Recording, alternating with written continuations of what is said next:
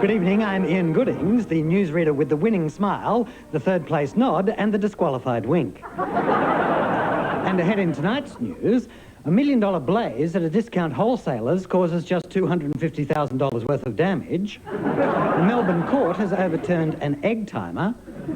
A Brisbane security guard received a nasty fright this morning when he watched Bert Newton. And a young Hobart man's dream becomes reality as he wets his bed. But first, the news. Well, Dr. Alfred Billings, winner of the 1954 Nobel Prize for Medicine, was buried in his hometown of Liverpool today.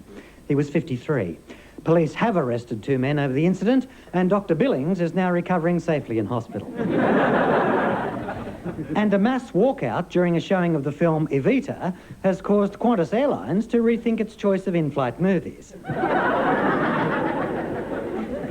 And to world news now, and I don't know, there was some sort of bomb thing in India, somewhere crowded like that, and there was a meeting between a couple of Arabs with funny names, usual sort of stuff.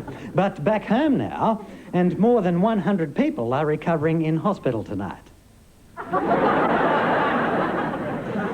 Well, if you fired a gun up the Burke Street Mall yesterday, what on earth were you thinking? You could have killed someone. And a new survey has shown that when it comes to making love, many women say that size is not important. If any of those women are watching tonight, I'd like them to contact me, care of discretion.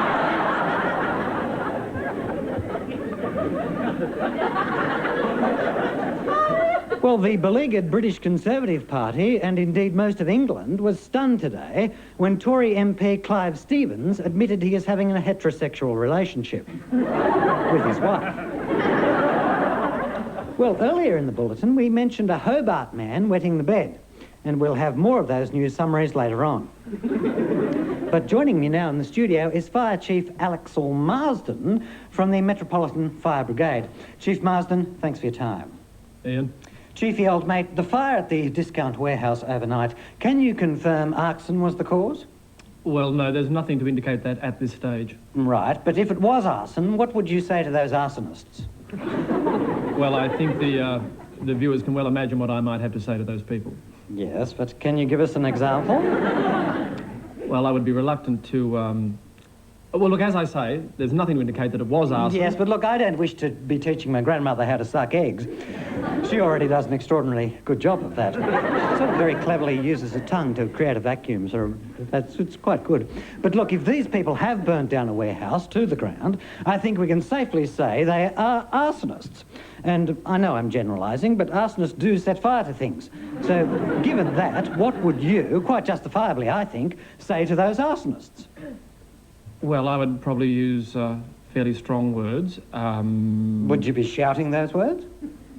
I may raise my voice a little, yes. Right. So, aside from screaming abuse at them in a blind rage, what would you do if you got your hands on these ratbag arsonists? I can only repeat that there's nothing for us to indicate that it would be arson. Yes, but assuming it is, if you got your hands obviously I'd be very upset, all right? right? Look, wouldn't you just kick the crap out of them? No, I don't think... I think you would, love. Thanks, actually, mate. An angry and incensed fire chief there, with some harsh words and threats of physical violence for those arsonists. Well, that's it from the news set. Our next bulletin is at 10:30 and is exactly the same one as this one, except that it's read by a woman. Our thinking is that your news dad gives you a stern talking to when you get home at 6, and your news mum puts you to bed and tucks you in. Stay with us now for our current affairs show and its exclusive story on the dangers of nut oils in beauty products. Your whole family will die if you don't watch this program. Good night.